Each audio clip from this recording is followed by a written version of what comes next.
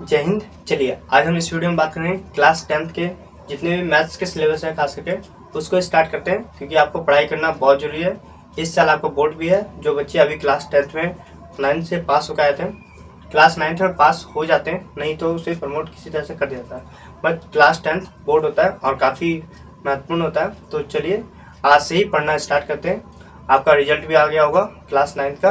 अब class 10th के marks अक्सर कहीं ना कहीं नोट किए जाते हैं। पूछा जाता है कि आपको क्लास 10th में कितने मार्क्स थे।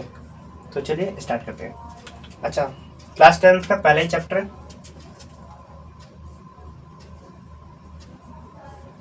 फर्स्ट है, जिसका क्या नाम है नंबर सिस्टम, सॉरी वास्तविक संख्या।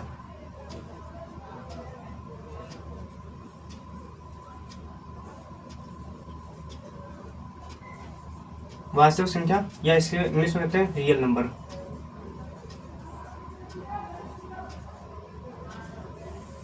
वास्तविक संख्या या रियल नंबर, ये आपके क्लास 10th का पहला चैप्टर है और इसको एक एक करके समझते हैं। रियल नंबर क्या होता है? रियल नंबर मतलब रियल ही होता है और कुछ नहीं होता। हाँ, रियल ही होता है, जो हमें दिख जाएगा, मतलब छू के देख सकते हैं। नहीं, ऐसा नहीं होता है। रियल नंबर क्या होता है? आपको रियल नंबर सिस्टम में पढ़ाया था और नंबर सिस्टम को दिखाया था। तो नंबर सिस्टम का एक पार्ट होता है क्लासिफिकेशन ऑफ नंबर, और क्लासिफिकेशन ऑफ नंबर के अंतर्गत आता है आपका रियल नंबर। रियल नंबर को दो भागों में बांटा जा सकता है। रियल नंबर वो होता है जिसे P बटा Q के रूप में लिखा जा सके। कोई पूछे रियल नंबर क्या होता है? कुछ नहीं, जिसे P बटा Q के रूप में लिखा जाता है उसे रियल नंबर कहते हैं। ठीक है, इसको दो भागों में बांटा जा सकता है। नहीं, थोड़ा सा पहले से लेते हैं, छोटे टाइम यहाँ से नहीं, हम यहाँ से नहीं पढ़ेंगे, इसको थोड़ा पीछे से पढ़ेंगे।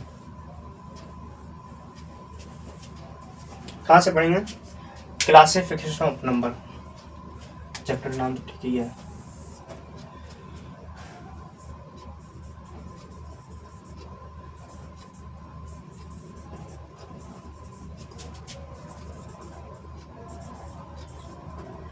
जब क्लासिफिकेशन ऑफ नंबर की बात करते हैं, नंबर सिस्टम का एक पार्ट है क्लासिफिकेशन ऑफ नंबर। उसके अंदर सबसे पहले जो आता है वो आता है कॉम्प्लेक्स नंबर।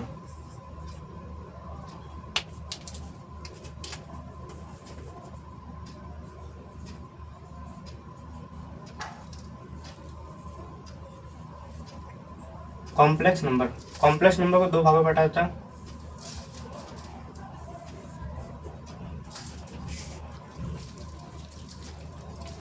कॉम्प्लेक्स नंबर दो भागों में बांटा जाता है, एक रियल और दूसरा था इमेजिनरी।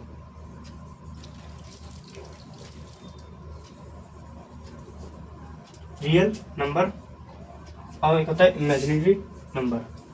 अच्छा, रियल नंबर को दिखाया है तो रियल नंबर को दो भागों में बांटा था। एक होता है रैशनल और दूसरा होता है इरेशनल।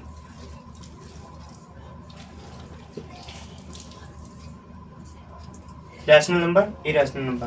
अच्छा, रैशनल नंबर को फिर हम भागों में बांटा क्या होता है? रैशनल नंबर को आगे देखा तो इंटीजर,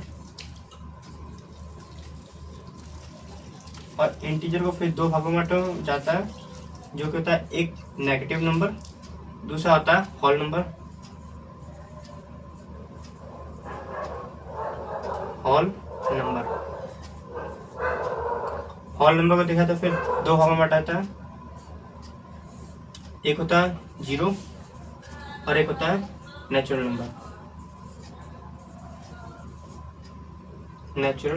नंबर। अच्छा, इसको होल नंबर को एक और अन्य तरीके से पढ़ा जाता है जिसे कहता है फ्रैक्शन। और नेचुरल नंबर को तीन भागों में बांटा जाता है। सबसे पहले होता था ऑड इवन, और दूसरे तरीके से क्या होता है, एक तो हो गया ऑड इवन, दूसरा होता है कंपोजिट,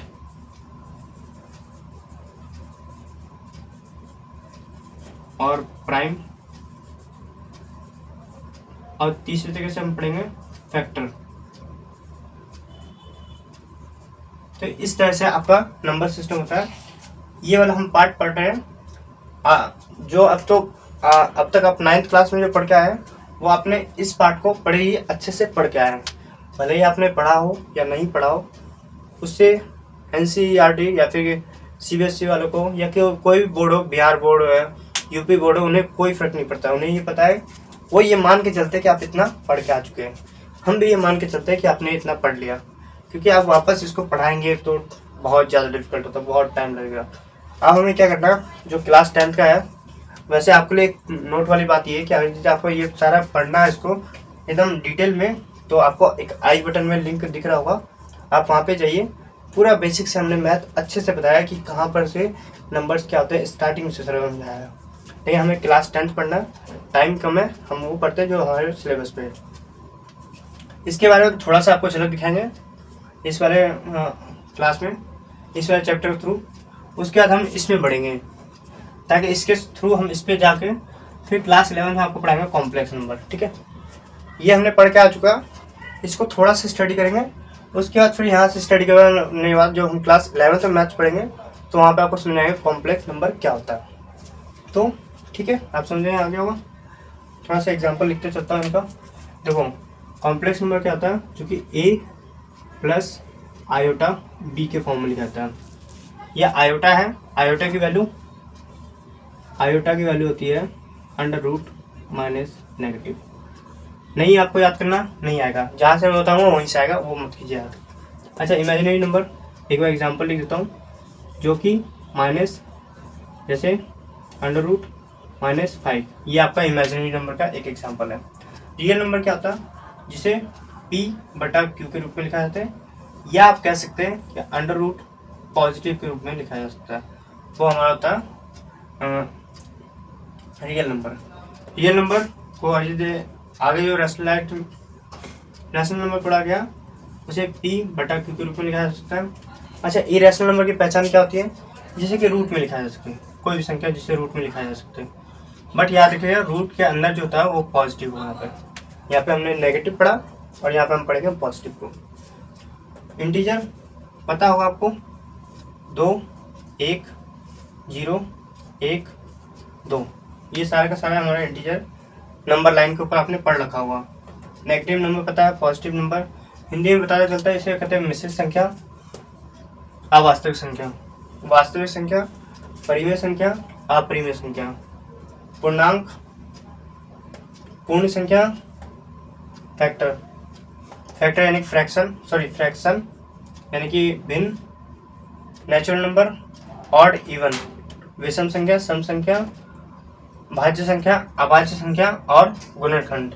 ये सारा आपने क्लास 9th में पढ़ रखा। क्लास 10th में हम क्या पढ़ेंगे, 2-4 बातें पढ़ेंगे। सबसे पहले हम पढ़ेंगे कि यूक्लिड डिवीजन एल्गोरिथम। दूसरा पढ़ेंगे फंडामेंटल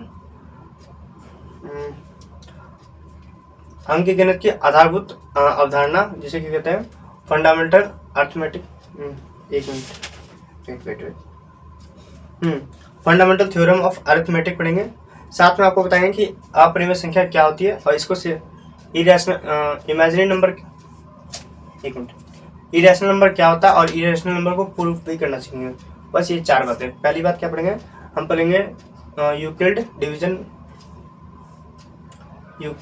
डिवीजन एल्गोरिथम, 1 हो गया। दूसरा पढ़ेंगे हम फंडामेंटल थ्योरम ऑफ अरिथमेटिक। तीसरा हम पढ़ेंगे क्या, इसको सिद्ध करना सीखेंगे। बस ये 3-4 टॉपिक हम आज को खत्म करेंगे। चलिए, आप समझ गए होंगे, एक चैप्टर का ब्रीफ इंट्रोडक्शन था, स्क्रीनशॉट ले लीजिए।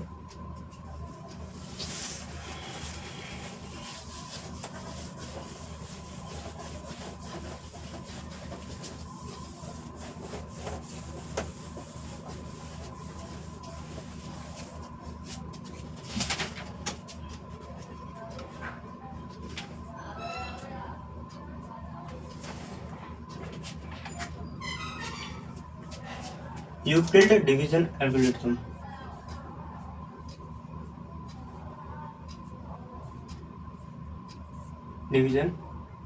विभाजन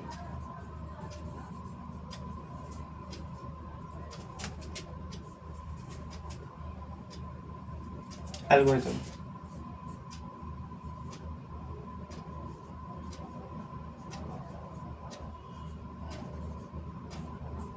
इंग्लिश में सेम लिखा था यूक्लिड डिवीजन एल्गोरिदम, और हिंदी में भी लिखा था। अच्छा, ये होता क्या, हम फटाफट ये सोचते हैं।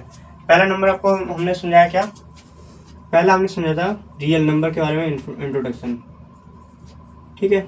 दूसरा हम आपको ये समझा रहे यूक्लिड डिवीजन एल्गोरिदम, दो चीज आपको समझा रहे हैं। तो इससे क्या कहा था, ये क्लास 9th में आ रहा था, आपको क्लास 9th में अच्छे समझ में आ गया होगा।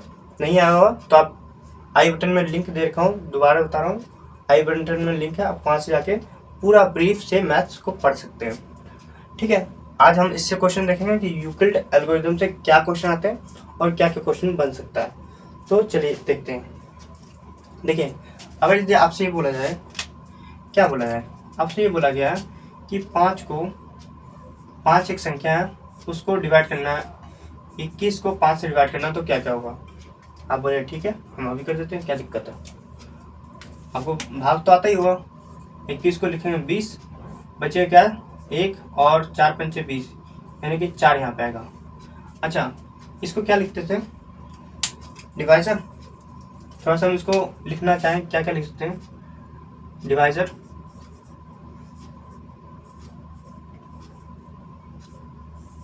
डिविडेंड,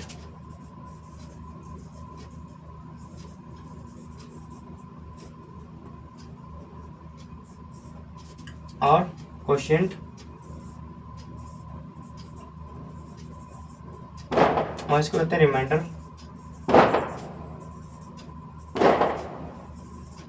इसको कहते हैं क्या हिंदी में, भाजक, इसको भाज्य, इसको भागफल,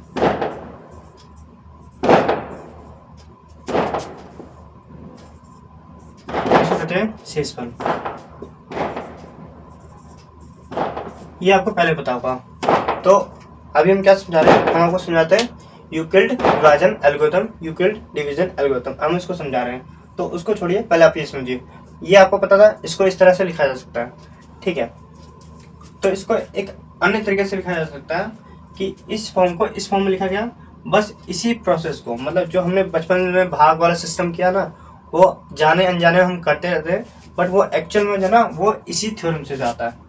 वो थ्योरम ये कहता है इसके अनुसार कि, इसको डेफिनेशन लिखते हैं, परिभाषा,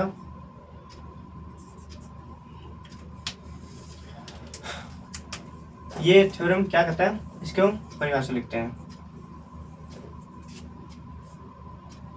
किसी भी परिभाषा,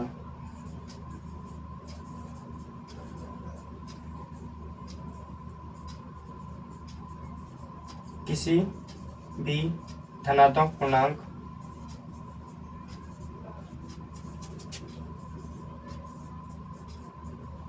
धनात्मक संख्या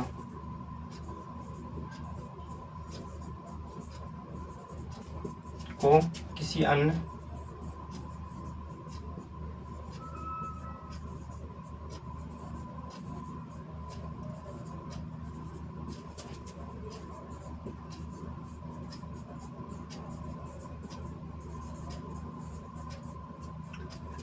धातु संख्या से भाग दिया जाता है, तो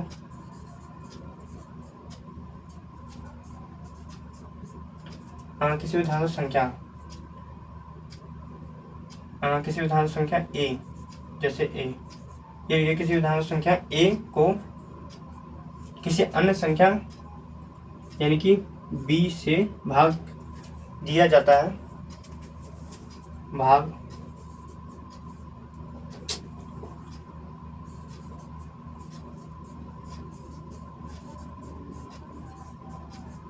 जाता है, तो शेषफल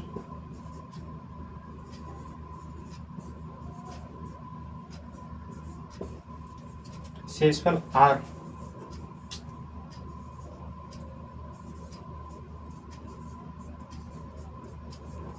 होता है, जो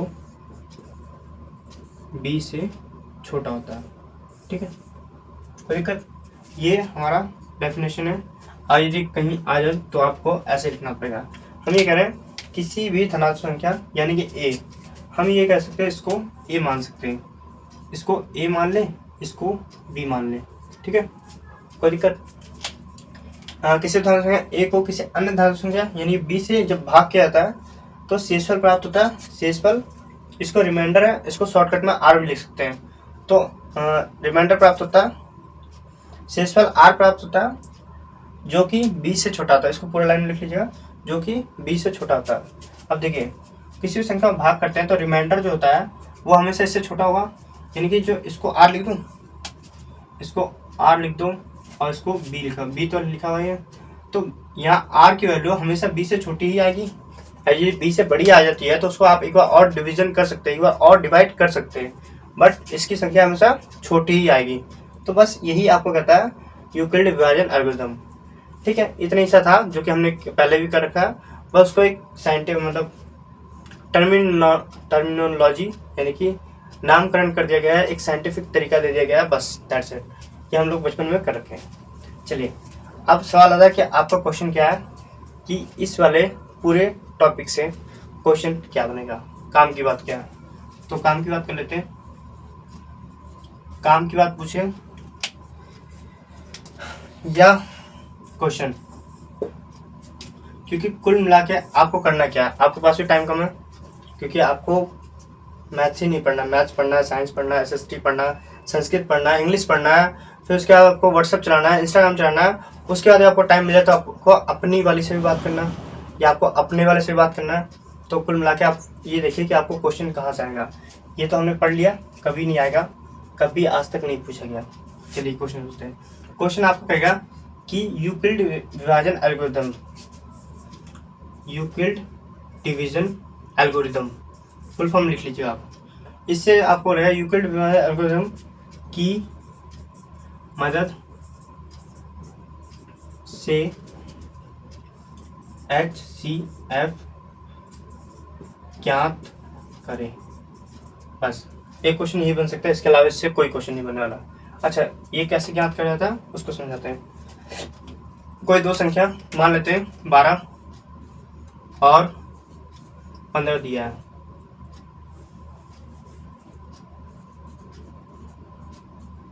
$18 दिया है। इसका बाद निकालना है हमें क्या, HCF विद किसकी हेल्प से, यूक्लिड विभाजन एल्गोरिथम, यूक्लिड विभाजन एल्गोरिथम, हाँ उसकी मदद से निकालना है। तो इसको उतार लीजिए, चलिए इसको समझाते हैं। यहीं पे उतार लिए, यूक्लिड एल्गोरिथम समझ आ गया ना क्या है, कुछ नहीं था, वो बचपन वाला काम था, उसी को एक नया नाम दे दिया गया था। अब इसकी मदद से यानी कि जो हमने पढ़ा UDA की मदद से हम निकालेंगे HCF निकालने का लिए क्या करना होता है, पहले बड़ी संख्या को छोटी संख्या भाग दीजिए। क्वेश्चन पहले लिख लेता हूँ। बड़ी संख्या क्या है हमारे पास 12 को डिवाइड करना है 18 से, डिवाइड किए तो डिवाइड कर दीजिए, क्या दिक्कत है। 12 कम 12 बचे 1, शेष बचेगा 6। अब 6 जब बचा ना तो इसको उठा के, ये जो हमारा डिवाइजर होता है इसको उठा के आप यहाँ पे लेके अंदर लिख दीजिए 12, 6 दूनी 12, 0 दो बार। तो जब भी आपके पास यहाँ पे 0 आ जाए, जब भी यहाँ पे आपको पास 0 आ जाए तो उसका जो डिवाइजर होगा, डिवाइजर यानी कि भाजक जो होगा वो हमारा होता है HCF। तो इन दोनों नंबर का हम UDA की मदद से जो हम HCF निकालेंगे, आप इसको बार बार भाग करते रहिए। भाग करने के बाद जो लास्ट में बचेगा, जब लास्ट में आपका 0 बचा है तो लास्ट डिवाइजर, क्या लिखूं इसको,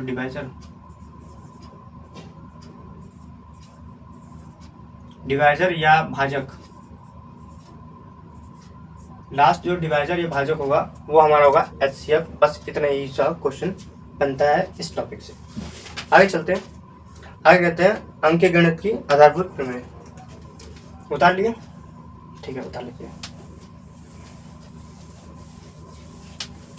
आप एक और नंबर देता हूँ, आप उसको निकालने की कोशिश कीजिए, नहीं हुआ तो कल आपको बता देंगे। जैसे आपको 78 का 26 और 78 का क्या करना है, आपको HCF ज्ञात करना है। HCF बाय यूजिंग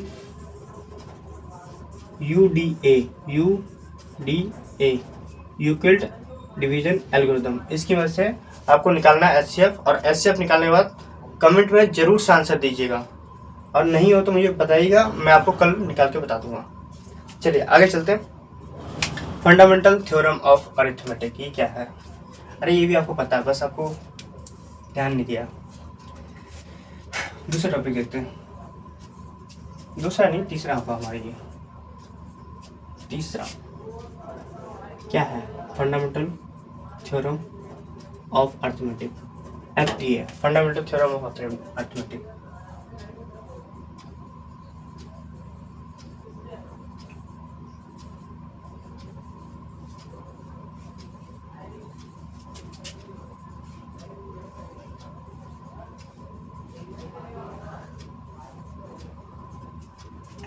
इसको हिंदी में लिखते हैं अंकीय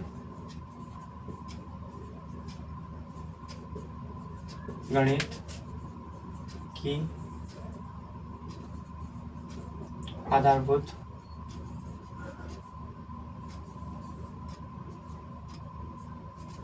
प्रमेय। क्या होता है? छोड़िए, अब समझिए कुछ।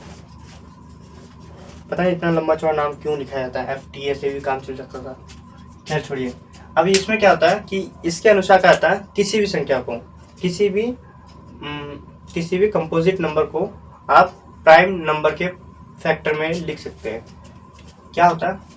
सबसे पहले तो ये बात ध्यान रखिए, ये पॉजिटिव नंबर लिखता है। कुछ बातें आपको नॉर्मली पता होनी चाहिए, जो क्लास 9 से पता होनी चाहिए। पहली बात, ये आपको क्लास 10 का सिलेबस नहीं है, मैं इसको काले कलर अलग कलर से लिखता हूँ। सबसे पहली बात, ये जो हमारा लगता है छोटी टाइम, तो इसके अनुसार किसी भी संख्या को, किसी भी प्राइम संख्या को परिभाषा लिखता हूँ।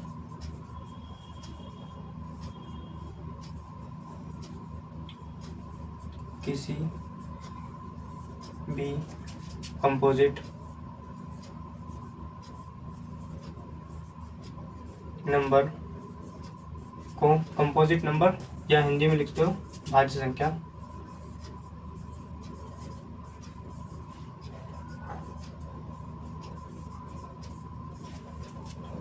भाज्य संख्याओं को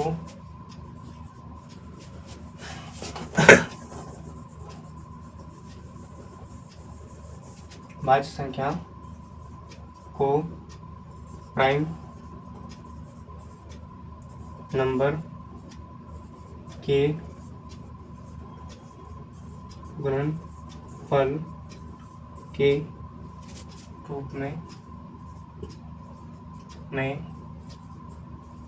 लिखा जा सकता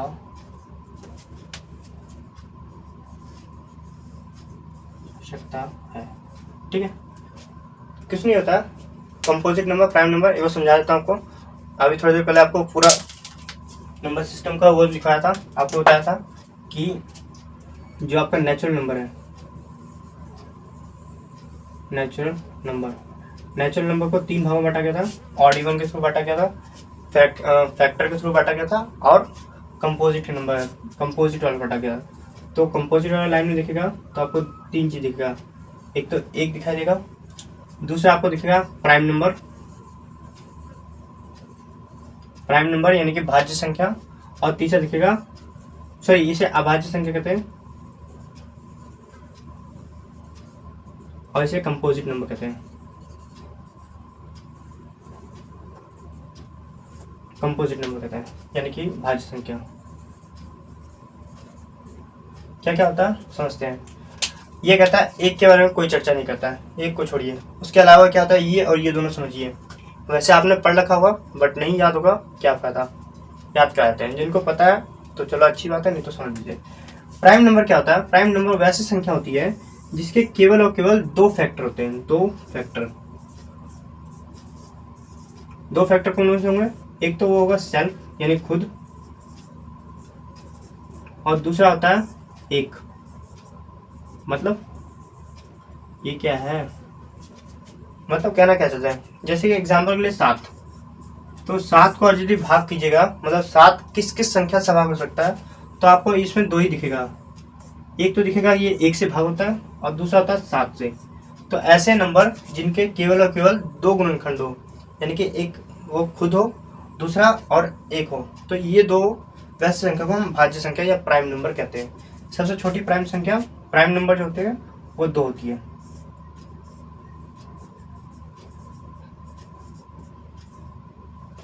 सबसे छोटी जो होती है वो होती है 2। पूछ लेता कई बार डायरेक्ट एग्जाम में कि सबसे छोटी प्राइम संख्या बताइए, प्राइम नंबर बताइए या भाज्य संख्या बताइए, अभाज्य संख्या बताइए, बहुत ज्यादा मिस्टेक होता है। चलिए अब समझते हैं हम composite number. Composite number just इसके उल्टा more than 2 factor, more than 2 factor, more than THEN, then होगा ना, या देन होगा THAN, हाँ THAN होगा, मोर देन 2 फैक्टर। जैसे मैं लिखूं 9, तो 9 किस किस संख्या में भाग होता है बताइए। तो 9 आपका डिवाइड होता है,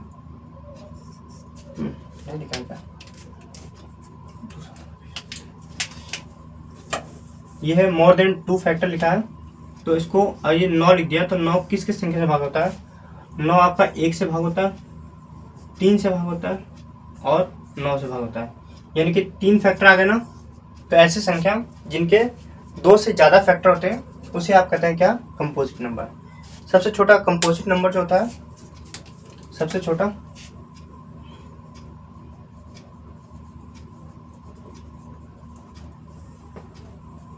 वो होता है 4।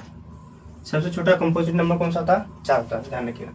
तो कुछ नहीं कहा गया, आपको ये समझ में आ गया होगा। अब इसको समझते हैं। किसी भी संख्या को इस रूप में लिखा जाता है, जैसे कि मान लीजिए 12। आप हमको ये बताइए कि 12 क्या होता है। 12 लिखना हमको, 12 क्या है। ये एक तो नहीं है, एक तो हमें दिख रहा है, प्राइम नंबर है या फिर कंपोजिट नंबर है, भाज्य संख्या है या अभाज्य संख्या, ये आपको बताइए। आप हमको क्या है ये। तो 12 को हम देखेंगे तो ये जो ना 1 से भी डिवाइड होता है, 2 से भी डिवाइड होता है, 3 से भी डिवाइड होता है, 4 से भी डिवाइड होता है, 5 से भी डिवाइड होता है, 5 से नहीं होता है, 6 से होता है, 7 से नहीं, 8 से नहीं, 9 से नहीं, और ये 12 से होगा। तो कितने दिख रहा है, मोर देन 2 फैक्टर दिख रहा है। जब ये मोर देन 2 फैक्टर दिख रहा है तो ये क्या होगा, इस लाइन में आएगा, इस लाइन में कंपोजिट नंबर में आएगा, यानी कि भाज्य संख्या में आएगा। भाज्य संख्या में आएगा तो इस संख्या को वो कहता है प्राइम फैक्टर रूप में लिखा जाता है, यानी कंपोजिट नंबर यानी भाज्य संख्या को प्राइम संख्या के गुणनफल के रूप में लिखा जा सकता है। चलो ठीक है, अब लिख के देख लेते हैं। जैसे कि मैं लिखूँ 12, आता होगा, ये एलसीएम लेने के तरीके से होता है। इसको 2 से डिवाइड कीजिए पहले तो आएगा 6, फिर 2 से डिवाइड कीजिए आएगा 3, फिर 3 से डिवाइड कीजिए आएगा 1। तो यानी कि 12 को हम 2 गुना 3 के रूप में लिख सकते हैं। देखिए यहाँ सब के सब प्राइम नंबर होंगे, यानी कि भाज्य संख्या होगा 2, इसके 2 गुणनखंड, एक तो 1 या फिर 2, इसके भी एक ही गुणनखंड, 2 ही गुणनखंड होता है, एक तो 1 होता है, एक होता है 3। तो हो गया, बस इतनी सी बात है कि किसी भी प्राइम संख्या, किसी भी भाज्य संख्या को अभाज्य गुणनखंड के गुणनफल के रूप में लिखा जा सकता है। इतनी ही सी बात आपको बताता है फंडामेंटल थ्योरम ऑफ अरिथमेटिक या FTA। अब हमारे काम की बात, जो हमारा काम की बात है वो देखते हैं। क्वेश्चन काम हमारे क्या आएगा, क्योंकि टाइम बहुत कम है। क्वेश्चन काम या फिर क्वेश्चन हमसे कहाँ से पूछाएगा, हमको ये बताइए सर जी। ये सब छोड़िए, ये सबसे हमें कोई मतलब नहीं है। तो क्वेश्चन आपसे क्या पूछाएगा कि आपको कोई भी दो संख्या दिया था एलसीएम निकालने में।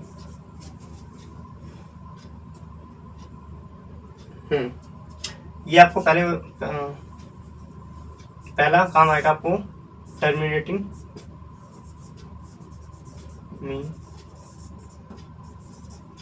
डिसाइड करेगा। दूसरा क्वेश्चन यहाँ से इससे क्या बन सकता है, फाइंड HCF एंड LCM। और थर्ड आपके क्या काम आएगा, थर्ड आपको ये प्रूफ करने में काम आएगा N1 इंटू N2 दिख रहा है ना आपको, लाल से लिखता हूँ, N1 into N2 equal to होता है LCM इंटू HCF। ये कुछ नहीं है, ये थर्ड मत डालिए, ये इसी का ही अपडेटेड फॉर्म है बस, दैट्स इट। तो ये तीन चीज़ आपके क्वेश्चन में आएगा और इसी तीन चीज़ को आपको समझाना है। चलिए आप नोट कर लीजिए, बाकी इसको समझते हैं, बताते हैं।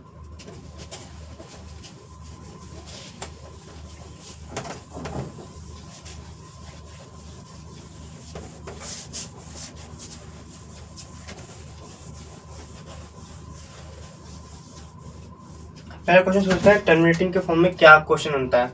क्वेश्चन कुछ नहीं कहेगा, क्वेश्चन ये देगा कि 14 लिख देगा, 14 के ऊपर लिख देता है n और पूछेगा कि n की वो पावर बताइए जिससे कि इसके इकाई का अंक 0 हो सके, या फिर 0 पॉसिबल है कि नहीं हो सके। यानी कि n एक प्राकृतिक संख्या है, n क्या है, प्राकृतिक संख्या, प्राकृतिक संख्या यानी कि नेचुरल नंबर, नेचुरल नंबर है। n के कोई से भी नंबर लिखिए, कुछ भी लिखिए, हमें नहीं पता, आपको ये बताना है कि इसका यूनिट डिजिट, इसका यूनिट डिजिट जो है वो 0, यूनिट डिजिट 0 होगा या नहीं होगा, होगा या नहीं होगा, आपको ये बताना है। तो इसके लिए आपको क्या करना है, आपको ये बताना है कि टर्मिनेटिंग कंडीशन कब आती है।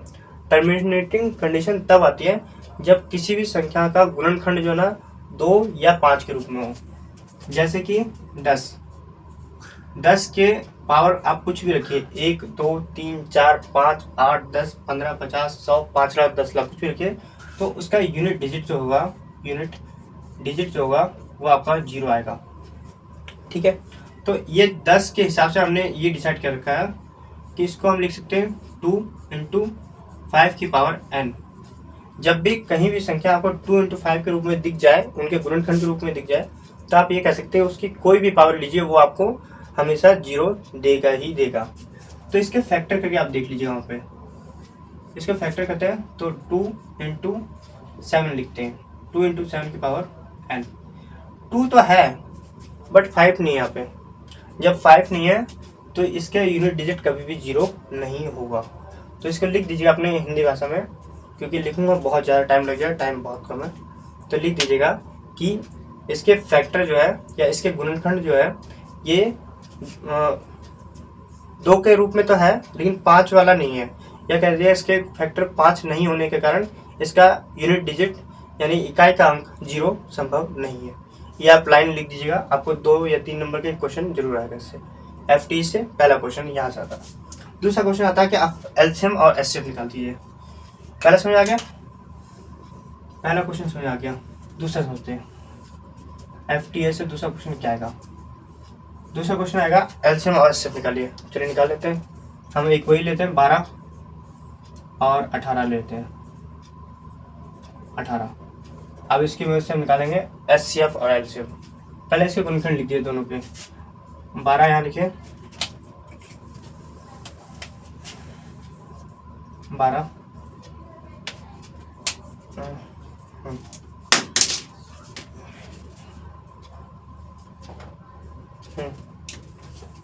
क्वेश्चन आपको ये क्या कहता है, 12 और 18 के एचसीएफ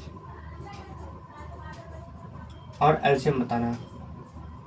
ये आपको क्वेश्चन मिल जाता रहेगा, वो किसकी वजह से, अंकीय गणित के आधारभूत प्रमेय से, या गुणनखंड प्रमेय कहते हैं इसको। तो कुछ नहीं कीजिए, पहले 12 लिखिए, उसके बाद 18 लिखिए, इन दोनों गुणनखंड 12, पहले 2 से प्राइम नंबर आवाज गुणनखंड कहते हैं इसको। आवाज गुणनखंड इसलिए कहते हैं क्योंकि सारे आवाज संख्या से भाग दिया जाता है। सबसे पहले हम ट्राई करते हैं 2 से, अगर ये नहीं हुआ तो 3 से, उसके बाद 5 से, उसके बाद 7 से, ऐसे चलता रहता है आगे। ठीक है, ये होता है हमारा प्राइम नंबर, इसलिए इसे आवाज गुणनखंड भी कहा जाता है। तो 2 से भाग कीजिएगा तो 6 आएगा, फिर 2 से भाग कीजिएगा तो 3 आएगा, फिर 3 से भाग कीजिएगा तो 1 आएगा। तो इसको कह सकते हैं 2 इंटू 2 इंटू 3। इसको देखें 18 को, तो 18 को भी डिवाइड करके देख लीजिए, हम 18 को यहाँ लिख देते हैं। 18 डिवाइड करना 2 से तो आएगा कितना 9। 3 से डिवाइड कीजिएगा तो आएगा 3। 3 से डिवाइड कीजिएगा आएगा 1। तो 18 को लिख सकते हैं 2 इंटू 3 इंटू 3। अच्छा, क्या हम इसको ये नहीं लिख सकते क्या 2 की पावर 2, ठीक है कोई दिक्कत नहीं है। 2 की पावर 2 भी 4 ही होता है इंटू 3 की पावर 1। और इसको हम क्या ये नहीं लिख सकते क्या कि 2 की पावर 1 और इंटू 3 की पावर 2, ये हो गया। इसको इस फॉर्म में लिख सकते हैं। अब निकालते हैं एलसीएम। सबसे पहले निकाल लेते हैं एलसीएम। एलसीएम लोरेस्ट कॉमन फैक्टर, सबसे छोटा इसे कहते हैं महत्तम समाप्त लघुत्तम समाप्त अपवर्तक। अपवर्तक मतलब होता है गुणनखंड, मतलब गुणनफल। तो एलसीएम निकालते हैं। एलसीएम को लिखने के लिए तरीका ये होता है 12 और 18। 12 मतलब एलसीएम निकालना किसका 12 और 18 का, वो होगा इसमें क्या क्या निकालते हैं, निकालते कैसे हैं वो समझिए। सबसे पहले जितनी भी प्रकार की संख्या यहाँ पे आपको दिख रही है उसको आप लिख दीजिए। कौन कौन दिख रहा है आपको, एक तो 2 दिख रहा है और 3 दिख रहा है, बस यही 2 दिख रहा है, कोई दिक्कत नहीं है। उसके बाद क्या करना, आप वो संख्या उसके ऊपर पावर वो डालिए जो सबसे ज़्यादा है। यहाँ पे 2 की पावर 2 है, यहाँ पे 2 की पावर 1 है, तो हम कौन सा लेंगे ज़्यादा वाला ना। हमेशा लड्डू या थाली या आपको पैसा जब आपको बोला था कि पैसा चुनना है तो कौन सा चुनेगा, 10 रुपये वाला या 10 लाख रुपए वाला। हमेशा हमारी चाहत होती है कहाँ, बड़ी की ओर, तो 2, ठीक है। अच्छा 3 की पावर, ठीक है 3 की मैक्सिमम पावर ढूंढिए। 3 की मैक्सिमम पावर है 2, इन दोनों को मल्टीप्लाई कर दीजिए, आंसर कितना आएगा 2 दूनी 4, 3 तिया 9, 9 चौक 36। ये 36 हमारा हो गया एलसीएम। एलसीएम होता क्या बताएं, चलिए बताते हैं।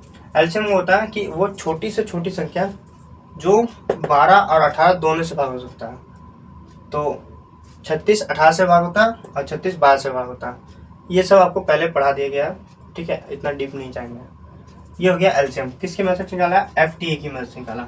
अच्छा एलसीएम निकाल के, एलसीएम के बाद हम निकालते क्या, HCF, highest common factor. HCF किसका, 12 और 18 का। 12 और 18 का एचसीएफ निकालते हैं, कोई दिक्कत नहीं है। 12 और 18 का एचसीएफ के लिए आपको इस तरफ नहीं इस तरफ देखना है, इस तरफ। अब देखिए इनमें से कौन सी संख्या है जो कि दोनों में कॉमन है। देखिए यहाँ पे आपको 2 दिख रहा होगा, यहाँ पे आपको 3 दिख रहा होगा, और कोई संख्या कॉमन है, जितनी भी संख्या कॉमन उसको उठाइए मल्टीप्लाई कीजिए, आंसर आ जाएगा। क्या क्या दिखा, 2 दिखा 3 दिखा, इक्वल टू कितना हो गया 2 या 6। ये हो गया हमारा एचसीएफ। कोई दिक्कत, समझ आ गया। चलिए 2 चीज हो गया, एक आपको ये समझा दिए टर्मिनेटिंग वाला, दूसरा आपको एचसीएफ एलसीएम निकाल दिए। अब ये रिलेशनशिप देख लेते थोड़ा सा ये रिलेशनशिप देखते हैं, ये भी आपके काम आएगा। तीसरा कह सकते हैं या इसका और पॉइंट दे सकते हैं नोट के रूप में कह सकते हैं। अच्छा एक बात बताइए, अगर यदि हम 12 गुना 18 कर दें इक्वल टू 36 गुना 6 करते हैं,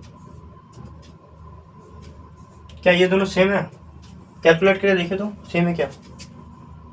देखिए अगर यदि हम इसको 2 डिवाइड करके इसमें 2 डाल दें, यानी कि 36 को 18 गुना 2 लिख सकते हैं, गुना 6, इसको क्या लिख सकते हैं और आगे 18 गुना 12, और यही तो है 12 गुना 18, यानी कि ये क्या है हमारा, इन दोनों को हम n1 n2 यानी कि नंबर्स मान सकते हैं। इसको n1 कह सकते हैं, इसको n2 कह सकते हैं। 36 हमारा क्या आया था, एलसीएम, तो इसको हम एलसीएम कह सकते हैं।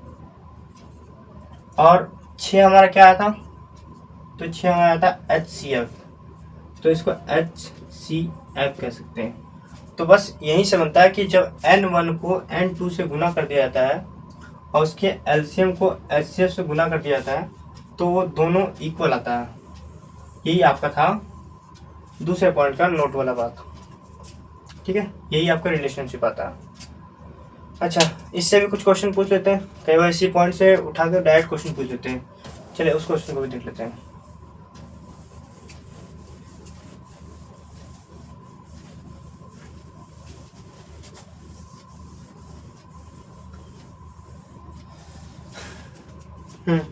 एक क्वेश्चन देखते हैं। इनमें से कोई 3 गायब कर देगा, आपको 2 पूछ लेगा, कोई 1 पूछ लेगा, बताना पड़ेगा। जैसे HCF क्या देखा है, 306 और 657, 605 757। इसका HCF देखा 6, LCM 306 और 5 6 7 5 6 5 7। आपको ये पूछा, ये आपका इसी वाले तरीके से बनेगा। तो जब ऐसा क्वेश्चन आ सकता है, तो ऐसा क्वेश्चन आ सकता है। चलिए ऐसे क्वेश्चन को सॉल्व करते हैं। कुछ नहीं करना, आपको N1 लेना, इसके N1 ये दोनों जो होता है उसके अंदर जो होता है इसे N1 N2 कहा जाता है, ध्यान रखिएगा, नंबर 1 नंबर 2। तो आप लिखिए, किसको लिखते हैं इस वाले फॉर्मूले को, क्या लिखूं, LCM into HCF equal to होता है N1 इंटू N2। हो गया। हमें निकालना क्या था, LCM निकालना। जो निकालना आपको उसको एक तरफ रखिए, बाकी उधर लीजिए। तो N1 into N2 divide by HCF equal to होता है LCM।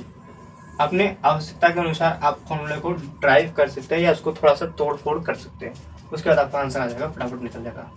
तो N1 कितना है, 306 इंटू कितना हो जाएगा 657 डिवाइड बाई HCF हमारे पास कितना है 6 इक्वल टू होता है LCM। इसको सॉल्व करते हैं, 6 से कट जाएगा, 3 से तो कट ही जाएगा, 3 से काटिए 2 बार, 3 से काटिए 3 निकम 3 0 3 निकम 3 दूनी 6, इसको काट दीजिएगा तो आएगा कितना 51। एलसीएम आएगा 51 इंटू 657 LCM। आप गुना कर लीजिए अपने से कैलकुलेटर से जैसे भी। तो ये हमारा हो गया आंसर। ठीक है, किसी भी 4 में से एक को गायब कर देगा, 3 पूछ लेगा। इसको मान लो गायब कर देगा, एक दे देगा, एक N1 नंबर है, उसका LCM और HCF कुछ दे देगा और पूछेगा दूसरा नंबर क्या है। तो 4 में से कोई एक गायब कर देगा। इसमें क्या हुआ, कोई एक गायब करेगा, कोई एक, और पूछेगा ये गायब को फाइंड करो।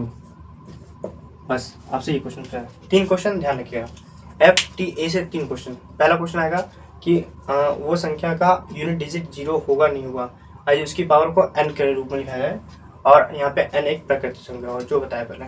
दूसरा क्वेश्चन आपसे ये पूछेगा, इसके मदद से आपको LCM और HCF निकालना होगा।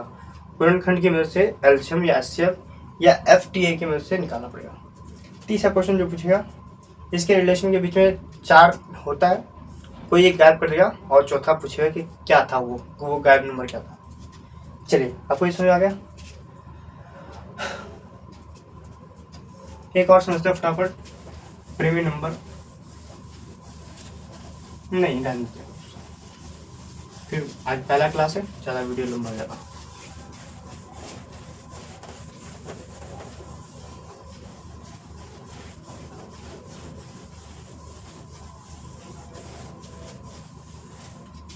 क्या क्या पढ़ा आज हमने, एक तो आपको रियल नंबर का स्ट्रक्चर बताया, रियल नंबर कहाँ से आता है, कौन सी संख्या वो पढ़ा। दूसरा चीज पढ़ा क्या, UDA Euclid division algorithm. Division algorithm से आपसे क्वेश्चन क्या पूछेगा, आपसे क्वेश्चन ये पूछेगा कि आप हमको ये बताइए कि किसी का HCF इसकी मदद से निकालने के लिए। ठीक है, तीसरा हमने पढ़ा क्या, FTA fundamental theorem of arithmetic. इसके अंदर हमको निकालना था HCF LCM। एक चीज इससे पहले इसके 3 क्वेश्चन बनते थे, 1 2 3। पहला आपसे पूछ सकता है कि वो यूनिट डिजिट 0 होगा या नहीं, यूनिट डिजिट 0 होगा या नहीं होगा। एलसीएम या एचसीएफ पूछ सकता है। तीसरा आपसे क्या पूछता है, तीसरा आपका वो relation N1 into N2 equal to होता है LCM इंटू HCF। ये आप रिवाइज कर लीजिएगा, बाकी यहाँ तक के जितने क्वेश्चन आप उसको कर लीजिएगा। कल आपको बताएंगे कि √5 जो होता है ये एक इरेशनल